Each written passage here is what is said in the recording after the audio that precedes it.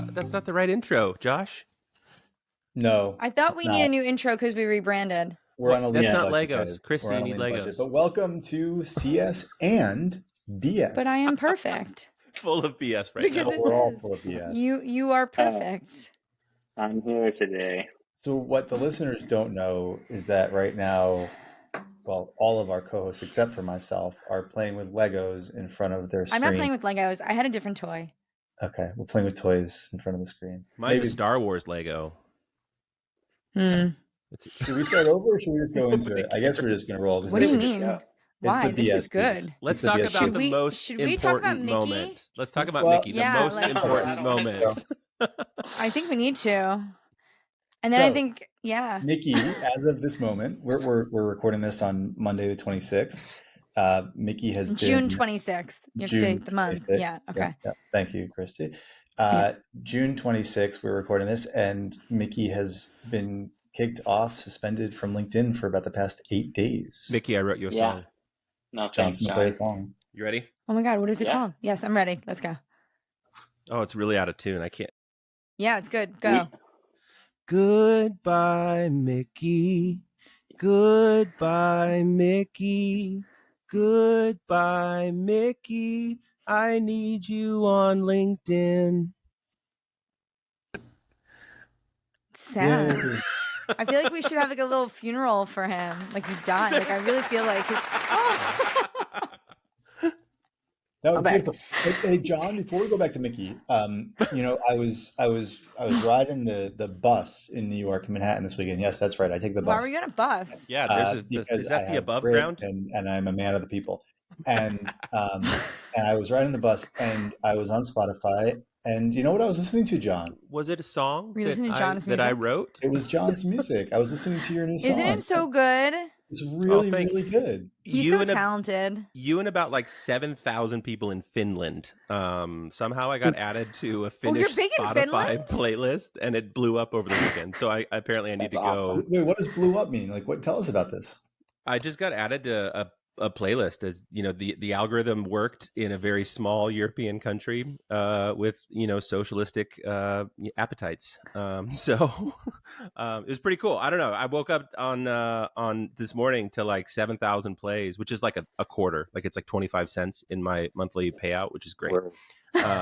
So I'm actually pretty excited though. Like I got a bunch of followers on Instagram from Finland. That's great. So I don't know. Maybe I've found my niche. You I've got been to looking start for somewhere. So give us the how do listeners that want to listen to real stuff tune into Yeah. your music? Well, so yeah, I've got a band. It's called Wild Coast. You can find it on Spotify and Apple Music and it's on TikTok too if you're under 35. And Instagram. We know people under 35. Apparently, it's just We Are Wild Coast on all of the social media stuff, but it's pretty fun. It's like cheaper than therapy. I think. I don't know if my family agrees, but I just write about heartbreak and loss and sad songs. So.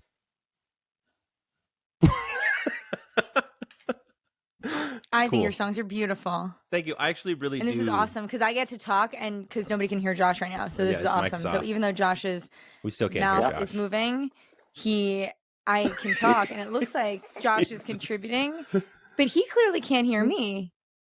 Josh, nobody could hear you. Can you hear me now? Yeah. Yeah. Yes. Oh my God, I had a flashback to like early 2020 Zoom. Like, you're muted. I'm sorry, you're muted. Don't do that to me. All right. So speaking of knowing people under 35, we actually do know one, and his name is Mickey Powell. And the rest of the world, knew him as well as the ChatGPT guy on LinkedIn and the self-promoter and all these wonderful things. And then he's been kicked off. He's been suspended from LinkedIn. So Mickey, why don't you tell us a little bit about what happened and like what can we do about this? How can we start a campaign to free Mickey? Free So Mickey. I don't actually know entirely what happened. So I was in Hawaii and I got up to actually do some work. And a part of that work, I needed to go to LinkedIn. And it said, hey, your account has been suspended and you need to submit your ID. And I actually know about this process because there was a bug that happened to me and a bunch of other people I know back in like February, January. So I submitted my ID thinking maybe it was like that same bug again. because last time it only took them like 3 or 4 hours to reinstate.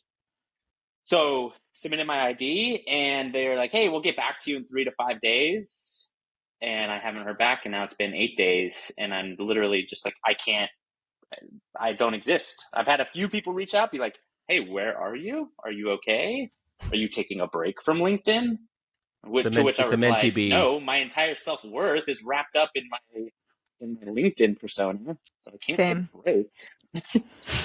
Yeah, so I don't know. Like, I really don't know what to do. I'm reaching out to people that are connected to folks at LinkedIn in hopes that I can get this figured out, but I'm kind of just in purgatory right now. Like, really sad. I know. Yes. You're like my most tagged. If I were to have a top 10 of folks to tag. I think I'm going to start my own professional network. Yeah. If this doesn't work out. Linked I agree. out. Linked off. Isn't that what Donald did? Do not. Don't. I love that you used his first name. Donnie. Good old Other Donnie. than Voldemort. I mean, like, or we are he who should not be named. both New Yorkers, so we have that in common. You know who needs to be suspended from LinkedIn? Anybody whose LinkedIn tagline title says helping businesses ... Oh God. If I see anybody get any connection request that says helping startups market, helping sales scale, helping that, no. You're helping yourself spam the shit out of me. Oh my gosh. So go to blank. Oh my gosh. Is this in reference to our text chain, Josh? That's separate. Wait, I feel like I was left off of some conversation and now I have FOMO. It's okay. Mickey, you're dead to everybody, so you're not part of any conversation. We actually even removed you from our text conversation. Yeah. So. My God. No, it's funny. So I actually was just at it. So my wife and her family have, the group texts, and I'm always like, I'm the son-in-law, so like it's nothing personal, but I just got added into those groups again, and it just feels very lovely. You know what I mean? To just kind of not know, to know what's being said. So Mickey, I feel bad for you as you're on the outside of what's going on LinkedIn. Like, we joke about it, but this whole podcast exists because of this website. Like, it's a cottage industry. Is that what they call it? So, hopefully we'll be able to get you back in. We miss you. You know what? If not, I'm just, like I said, I'm just going to go start my own Truth LinkedIn out. Link to Truth. Something. Well, you did manage to get outside the echo chamber, so congratulations. What's it like out there in the real world? Quiet. Tell us. I spend a lot less time looking at my phone. Or do you just lovingly look at it without? Well, I was going to ask Josh: is his productivity at work? Has it increased? Well, he's been in Hawaii for the week, so great. So like 0 contributions. Thank Mickey. So let's talk about the echo chamber. I was prepping a little bit of our discussion here, what we wanted to talk about, what's going to map to CS Insider, which I love. I love the report, and I was looking at the links that they prepare that are probably going to go into that report this week. And I don't want to be like grumpy or whatever. He's about to be grumpy. Grumpy, obviously. This is that thing. Don't take it personally, but they suck. Wait, would you say we suck? suck? No, but it's not that the articles, not the content. I have to be careful because I'm trying to build a brand as a startup CEO, and you have to be a nice guy, and people have to like you, et cetera. And then, as Mickey knows, and you guys actually know as well, like I can actually have like a pretty kind of vitriolic side, I'll say. I don't know what that means. It's an SAT word. You didn't go to college. So that's true. It's true. Mickey, I went to art school, which is actually even worse than not going to college. So, it's fine. By the way, Mickey is one of the smartest people that I know and self-educated, and like I agree. Like he is like a role model to like what every person in the United States should be like. Just don't go to college, but have like your own natural curiosity and learn it on your own. Yeah, amen. So, I love that. Anyways, continue. I think I know where you're going because I have similar opinions. On the fact that, I don't want to talk about any of this stuff. I don't want to talk about more top 10 lists. I don't want to talk about QBRs. I don't want. We already heard enough from Kristi on that time. Just replay from last week. Like I don't want to talk about like the top ways to do X. I don't want to talk about clickbait. I don't want to talk about new ebooks. I don't want to talk about like there is nothing to talk about, and it is the summer now, so maybe that's part of it. And maybe for whatever reason I'm cranky, but like What I don't know. I don't know that it's something we're going to fix on this podcast, this echo chamber, the same faces, um, all that stuff. But maybe we can at least just brainstorm, like, how can we mix this series up a little bit? Yeah. Because I feel like it's starting to get a little bit dry and stale. And if I feel that, I feel like it's a leading indicator to what listeners are going to feel. Because there's only so much BS before we just get generalized into 3-4 jokesters. Yeah. So how do we freshen up this thing a little bit? What do we do? Well, I'm going to have an opinion here, and nobody's going to care about it, but that's fine. Shocking. So I get what you're saying, and it's a reason why I was quieter on LinkedIn this year, because I just felt like all I kept seeing was the same nonsense of things that have been talked about for the past 10 years. No new fresh perspectives on anything. The same conversations happening again and again. But then somebody did make a comment and it dawned on me. With so many new professionals breaking into customer success, this is new content to somebody every day. So I get your perspective, and I don't like talking about it either. Like, I don't want to talk about the things I was talking about and posting about 3 years ago. And I can go back and I can look at it. And I actually see people repurposing old content that they've used before. And I hate that. But I guess there is some value to it, because I will tell you, every day I get messages from new people who are transitioning in or trying to break into customer success, who are like, hey, I stumbled across this. This was super helpful. I didn't know this before, and now I do, and I'm super grateful. So I don't know. I get it. I think there's a way for us to maybe sprinkle in unique perspectives or break things down and like why this doesn't work in real life, because I feel like there's a lot less of that, like practical application, or like, hey, read this advice there, but I can tell you 7 reasons why this isn't going to work the way you've described it. Yeah. So maybe we could take unique perspectives and challenge ideas, or give like real life examples of how or why things work in practical application or they don't. Well, and actually that's my because thought. I've been, I love that we're like all harmonious on this too. I was speaking with actually someone, Kristi, that I think Julie Rader, yes, Julie. I've done some coaching with, I've talked to about, some CS stuff, and she came in as an educator within the last 2 years, so she transitioned into customer success. And I do think that there is something specifically for folks that are either transitioning or spending some time, kind of growing in their career. Like, I feel like a lot of people want a clear-cut answer, like what metrics do I track? What KPIs do I track? And I think a lot of times for those of us that have been in this industry for 10 years, the answer is always, well, it depends, right? And then we need to talk about it for an hour to figure out what's important. But I think that there's this thing where, and this is not to knock the folks coming into the industry. I think this is more of a knock on the resources that are provided. I'm a big fan of the Success Hacker programs and these certificates. But a lot of times there's this thing that is missing, when folks get done with it, they think that they've learned the 10 steps to customer success and they're just going to go do it in their job, and then everything's going to be successful. And I actually talked about this today on LinkedIn, where it's like, what is a success plan, right? And it's like, you can't just throw a document at somebody and say, well, follow this and you'll be successful. Like, everything it depends. And it really depends on how mature your organization is, and like what data do you have access to. And there's so many things. And I think we kind of lose people at the nuances, right? Like, because it's not a clear cut answer. It's not like, well, you just call 100 people and you'll sell 10 things. Like, there is no percentage, right? It's just like, we really have to talk about like the nuances. And maybe that's it, is like, where are the nuances, so that we can say, okay, you learn these 10 things, but the most important thing that you should have learned is, how do you capture these things for yourself, not just follow the check boxes that you were given. You know what I want, John? So that's a really good point. And Kristi, your point is good too. And we actually talked about that. I don't need your pity validation that my point was good. You only said that after John's comment. You didn't make any comment after I spoke, so I'm going on mute. I just said listeners probably think I'm misogynistic already. I need to give you that validation to balance. I love you, Kristi. I love you so much. Yeah.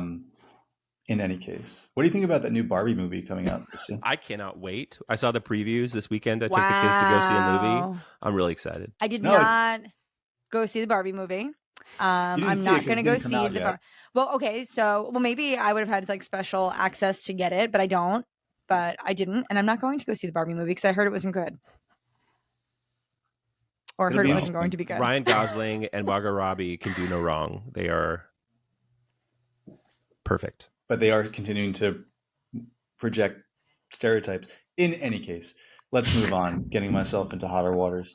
So, Jon, maybe like, so you guys know I worked in product management, and like one of my favorite websites was this onboarding teardown website. And it was just devoted to like going through all the onboarding flows of products and just ripping them apart of like the good and bad. Like Ooh. What if we like made this like into this. like an office hours Yeah. like case study where like we bring people on and somehow the Tell them thing why is they're like wrong. there's confidentiality, right? Like, I but was like like, wait, are we bringing people on here so we can like beat them up and tell them how like dumb they are and how bad their voice process changes, is? Like I work kind for of a- felt like this got like real ominous and this was like dark.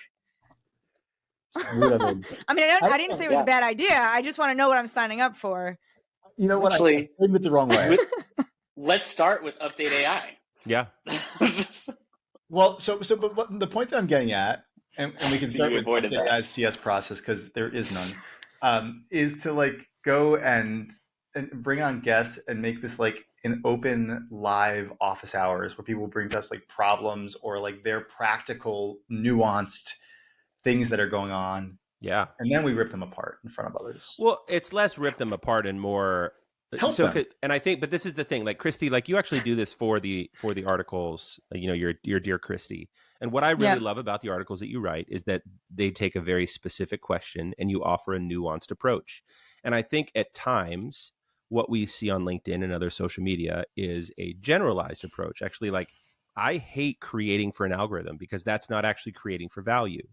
It's just based on this 0, 0 or 1 that this computer brain thinks will get the most attention, right? Like it really does devalue the importance of nuance. And I think this is why we get into echo chambers and we can get super political or, you know, religious, and it all kind of fits the same models. And if you are basing what you are learning off of it, what the algorithm is giving you, and I know I sound all conspiratorial with that, but it's true. Like you miss the edges, and that's what customer success is. And this is something that I'm really passionate about, is that we are built to support the edge cases. Like that is everything that we do, because like the standardized things get the at scale and they get the learning and they get the chatbots and they solve all the questions. Like we are here to answer Jon, the how edges. do we do that? Like, how do you how do we get that into this program?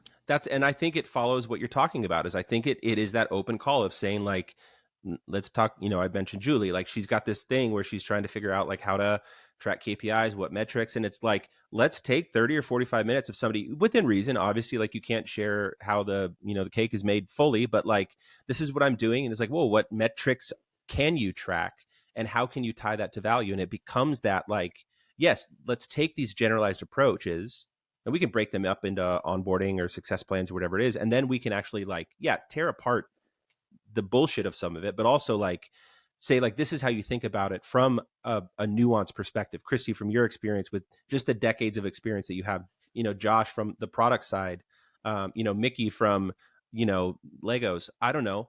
The other side of LinkedIn. The dark side from off of LinkedIn. No, but really, like, I think that there are enough perspectives in here to say, like, here's a, you know, and then we can apply kind of that logic of here's a story of what I did. And we can have that kind of fun mentality, but we can kind of take your Dear Kristi and kind of turn it into Dear CS and BS or whatever it is, and then kind of do this workshopping. And then hopefully like it's something that you can point to later when somebody says, man, I'd really love, like, I've got this list of KPIs that I need to track. And it's like, the KPIs aren't the important thing. It's how you track them and how you come to those KPIs. And that really only comes from these types of conversations. I love it. Pause for breath. I love it. It'll take a little work to coordinate. We got to tee up who's going to be on the program, but I think it would be much more interesting than just the 4 talking heads about, you know, top 10. We just have to like prep our audiences, like the folks that are coming, to say like, you know, Jon, you know, Josh, Kristi, and Mickey are going to yell at each other based on your questions. So be prepared for that.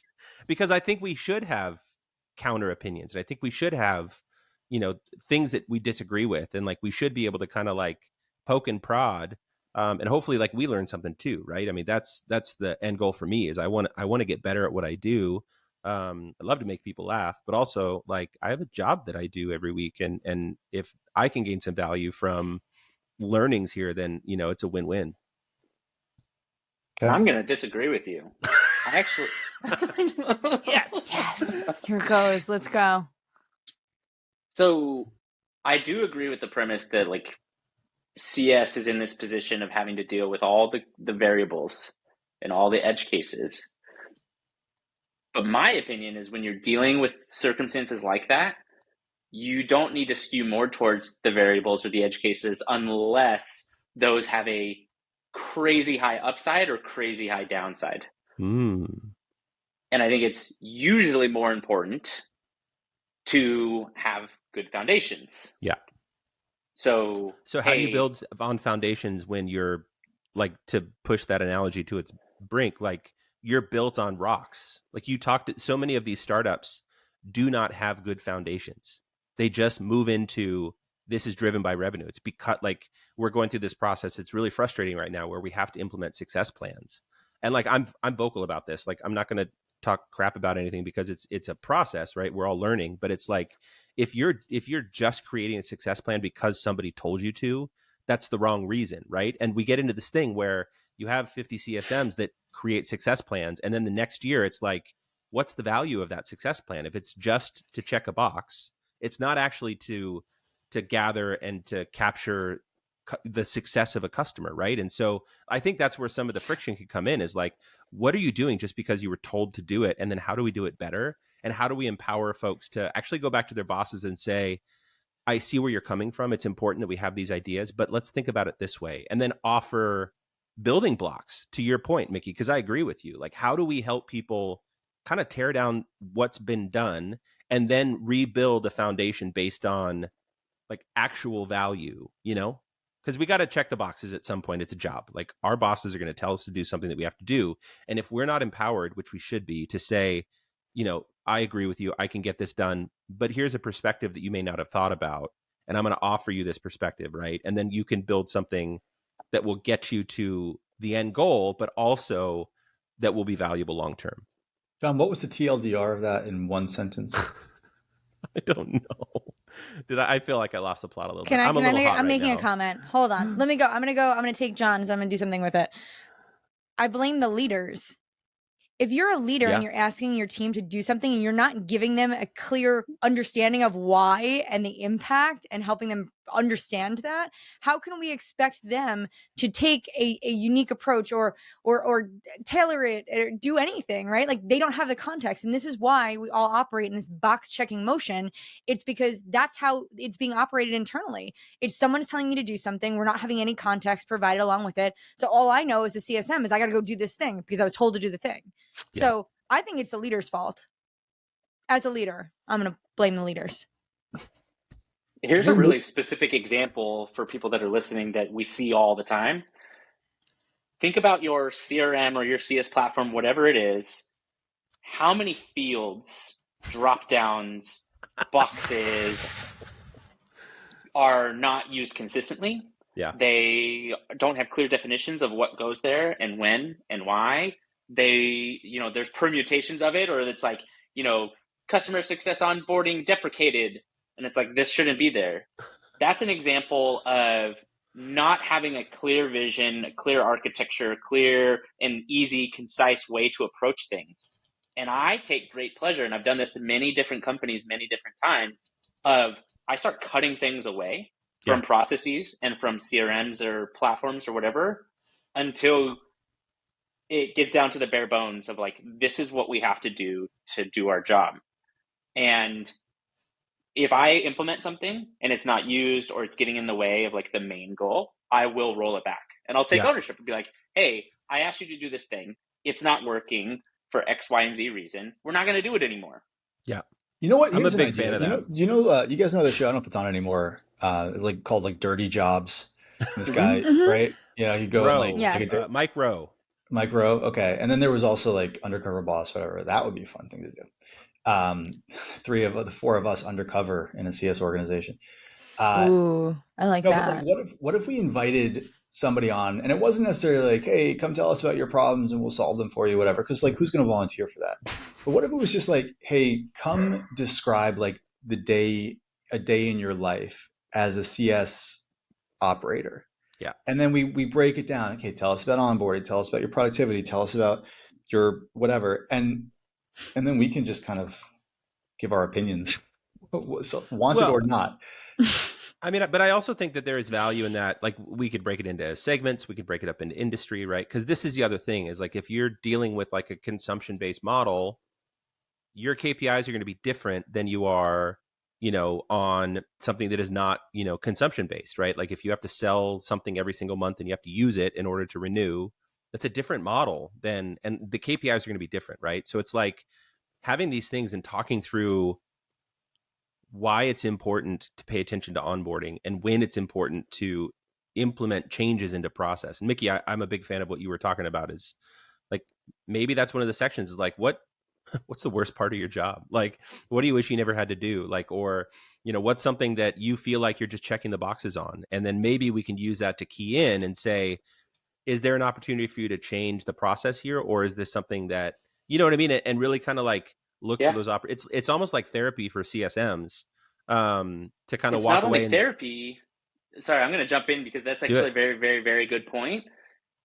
This is what I would do in CS operations. Yeah. Is I would interview people and I would ask them to describe the process for me and the steps and what are needed. And you know who mastered this? Is Toyota with Six Sigma. Oh yeah, big time. Like, so that is something that we could do to actually help people, because I'm not a master in Six Sigma. I just know enough to like help me be slightly better than the rest, which is like kind of my secret with most things. But it has been very helpful when you sit down with somebody and you're like, tell me about the frictions or the annoyances. And then you ask why, until you go, oh, it's because we're asking you to check this box on this object in this platform, and then nobody does anything with that. And it's a fucking waste. Yeah.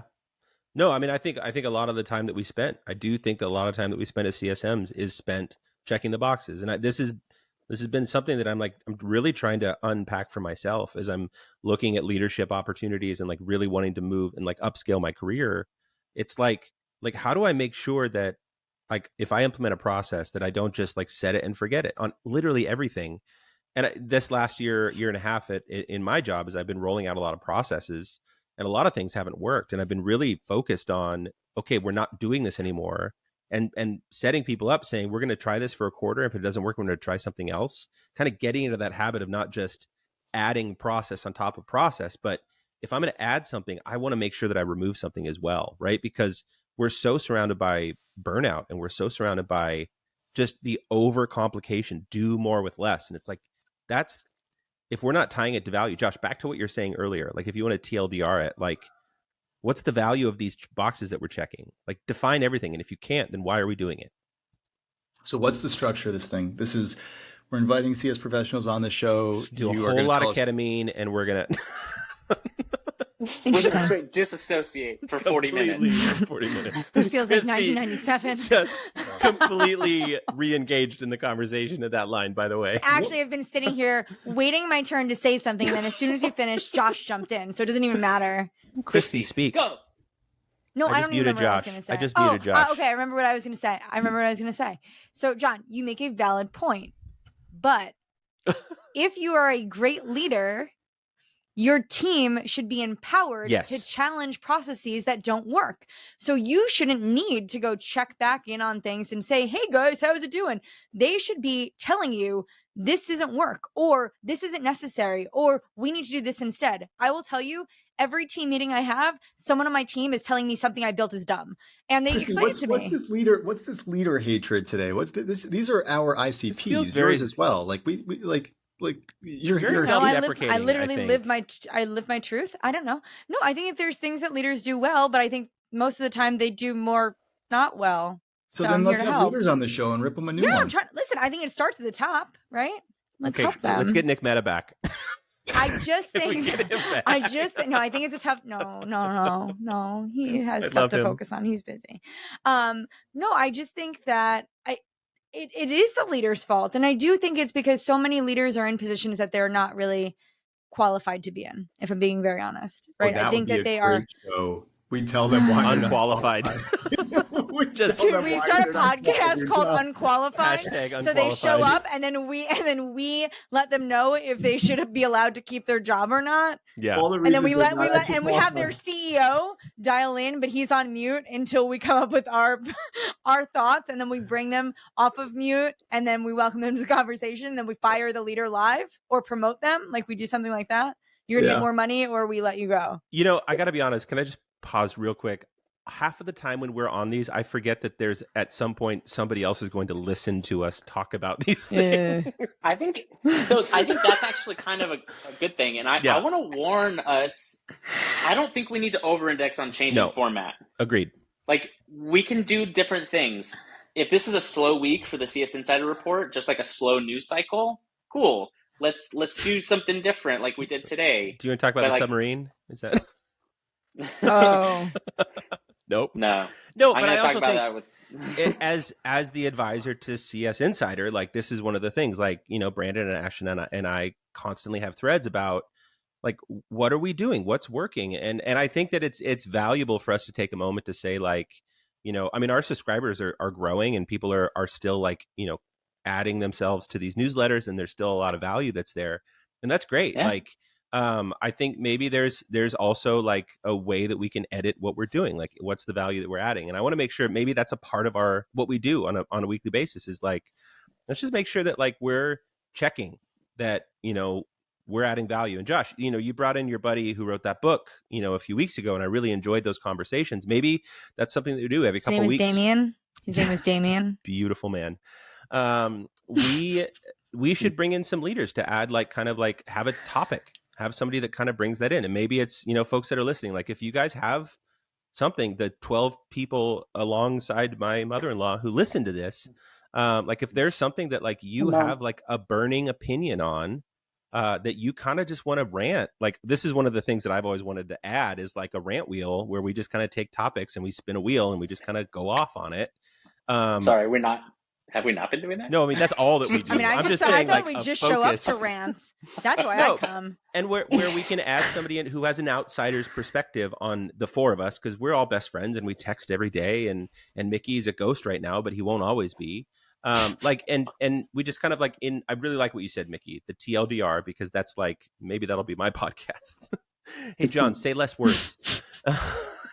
Okay, so here's what it is. We are welcoming guests on our show. If you want to call rant, now. If you want to rant, if you've just done something that you're proud of that you want to promote, or something really stupid, like something that you learned, like let's talk about that too. Like, I like the failures more than the wins. Well, yeah. But either way, you guys aren't letting me finish my list. So okay, go, Josh. Guys. Keep going. Thank you. This is so good. Keep going. You're so good, Josh. You're so smart. So, oh man, rant wheel, promote something like a new book, but it has to be something that actually has value, not just promotion for the sake of promotion, like many people do. We know who that person is.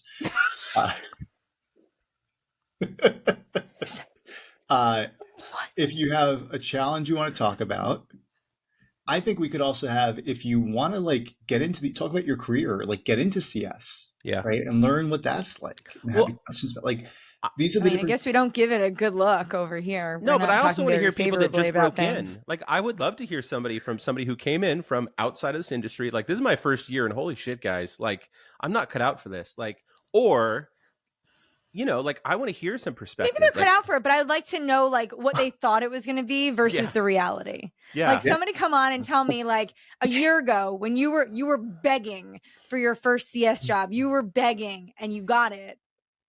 Are we happy? Are we sad? How do we feel? What'd you learn? I love that. Can we also talk to people that don't know about customer success and have no interest in it, and then we try to convince them? We should literally bring all of our mother-in-laws on and just be like, what do you think I do? My grandma turns 90 in September. Should I get her on?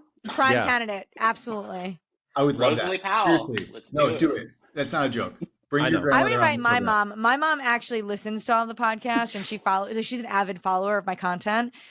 She thinks she knows what I do. She still doesn't, but I would love to invite my mom. Okay. I've met your mom. Your mom's great. You have a mom. She loved your dog. Are all of our mothers currently alive? No. Your mom has passed, John? Yes. I'm sorry to hear that. Do you have a matriarch in place of your mother? I mean, my mother-in-law is, I would say, the closest. Could we do? I mean, it doesn't have to be next No, time, but like, I think we should do a mother's episode. I would love that. Oh my gosh. I would love is that she would be so out of her depth, in every level imaginable. She literally was.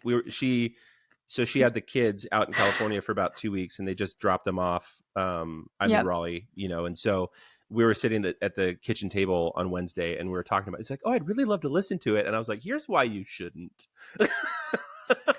So if I were to then say, hey, do you want to be on the podcast? She would absolutely say yes. I think that would be either a real bonding moment. No, we don't. No explanation. Just no. I mean, I feel like it's better beforehand. No. Sorry. No context, but we have to explain customer success to them on the podcast. Yeah, absolutely. Okay.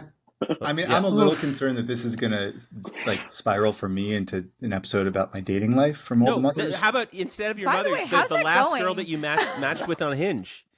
Like the last girl that you matched with on Hinge, just invite her on the podcast. I mean, does she know that we do this podcast? She won't find this, right? I send her the selective episodes. Do you? It's in his bio. There's actually a link in his bio. I asked him what he talks about in his dating profile. So if he talks about his role as the CEO of UpdateAI. All right. Moving the conversation. Moving ahead. I don't actually have anything to move ahead with. Because you just sucked all the fun and passion out of whatever was happening here. Kristi, you guys are doing a ClientSuccess summer webinar series, and you've got a lot of. Let's talk about that for a second. Yeah, you've got all these new faces that I've never seen. They're not part of the echo chamber. I actually invited our friend Damien from here. I saw that. That was cool. Because I really enjoyed our conversation, and then he and I chatted a little bit. He actually sent me his book. I still have to read it, Damien. Sorry. But he's agreed to do a webinar. So what we're doing is... I think I still have Donna Weber's book up here that she gave me that I haven't read. So what we're doing is we actually wanted to do a summer webinar series featuring a ton of different thought leaders in customer success, tackling different topics. So we had last week, we kicked it off, and it's going to run from last week, which is June 20th, through the last Tuesday in August. And every Tuesday have a new thought leader coming in with their own unique perspective on a topic. And last week we had Jan Young, and we didn't talk about customer success at all. It was all about change management, which I just thought was like such a breath of fresh air to not talk about like QBRs and playbooks and like onboarding and scaled CS. It was like change management is super critical to the work that we do in helping us do it successfully, but we don't ever spend any time talking about it. So Jan just actually went deep on change management, which I thought was awesome. We've got Mike Lee up tomorrow. So we're rolling out a little bit me too. We had Greg Danes on twice talking about his 23 reasons of churn. Yep. So we're just having a new person every Tuesday come and they get an hour and we're giving them our platform. So it's just a way to help amplify voices in the community and talk about unique things. Yeah. Also, Mike Lee is a local Raleigh folk as well. So I've met up with him for coffee in the kind of local CS meetups. He's incredible. So I cannot recommend his stuff enough. Yeah, I'm sad. The only time when I was out there, I tried to meet up with him, but he was traveling, so he wasn't there. So I have yet to meet him in person. So I'm excited to host him tomorrow. That's great. I love that. I think I'm ready to wrap this episode up. Josh, you're such a pill today. Why is he so sour? No, I'm not sour. No, honestly, you're just. I had a good weekend. That's not related at all to the webinar series. I think it's great, honestly. And on that note, I like those names that you have going there, and I'm really glad that you've formed this relationship, this friendship with Damien after being on the show, because you guys didn't know each other before. Yeah, no, that's great. Okay, so I want to wrap it up because I want to figure out, I just want to solidify this, because CS and BS, and I don't want this to be the BS part. We are next recording on July 10th. I'll actually be in Argentina. Ooh, our dev team is based there. I want to do this recording. So is that going to be the episode that we each invite our mothers and your mother-in-law, Jon, onto this? Is that the next No, let's not start with that. You know what? I actually have this idea. I literally I like this idea of seeing if we can talk to somebody who is new in the industry to talk about what you thought it would be and what it is. Too. Kristi, and honestly, like I mentioned her before, but let's reach out to Julie. I know we both know her. Yeah, Julie would be great for it, and I think that she'll seriously. have an honest opinion, which I can appreciate. Totally. So, but I do want to do the mothers, like, what do you think we do every day? And then I think that would be really interesting as well. I don't want to be old. Before we break, yes, I do have a positive note to end. Oh, no, we can't do that. Let's go, Mickey. Did you please. get back on LinkedIn? Save the show. They must have heard us talking about them because I am back. Oh my gosh. No. Hold on. Ladies and gentlemen. Are you serious? Wow. Oh my God, stop. No, this literally happened during the show. Oh, he's what? back. See? I'm looking at him. It's because we were all sad publicly. Hold on. No, I'm going. You haven't lost any followers. Like, you are here. Oh, Mickey. Look, I mean, he hasn't gained any either. I've had 35 post impressions in the last... My heart just skipped a beat. Oh, there you are. I'm back. That's all we needed to do. I've been resurrected from the LinkedIn grave. I actually don't know why. Like, I just gotta like, hey, reset your password. Wait, Mickey Mouse emailed you? Yeah. Hey guys. Okay, no, I actually got. No, hold on. This is a good story. This is a good learning lesson. Yes. Are you going to tell people why you got kicked off? Oh, no. Okay. No, I don't know why I got kicked off. No, we're all dying to know. I actually cold emailed 2 executives at LinkedIn. I won't name their names, because I don't want other people to cold email them. And I just got a message like 3 minutes ago from somebody on the executive escalations team. So that cold email to an executive 3 hours ago got forwarded to somebody, and Jasmine said that my account was suspended in error. Right. I love that. Wow. I love how they That's said what they said to me. It was. Yeah, they said that to me. Error. That was not an error. You're like, he's getting Kristi, too popular. He's too powerful. LinkedIn said to me. I actually had them suspend you because I felt like you were going to overthrow me on LinkedIn. It was a coup. They admitted to error. Can we sue them for lost impressions? The 27 likes. Interesting. Yes. I'm sure Microsoft's legal team will take kindly to that. Okay, guys, I do have to go do some work. So on that note, Mickey, I'm sorry. I'm so happy that you have a value back in this life. I was lacking. Now we can be friends again. Yeah, I'm gonna go write some success plans. Are you gonna go? Are you gonna go do a post now, Mickey? Are you gonna go post? Oh, do it, celebrate it, and make sure to text us. I'm gonna be like, to hey, like by the way, I was gone. Just see. Did anybody say you notice? did a test to see if anyone noticed. Yeah. All right. 2 people love you did guys notice. all. I'm Okay. not Bye, sour. guys. Love you all. It Have a good doesn't. week, It doesn't everybody. feel like you love us at all. All right, Josh. Goodbye.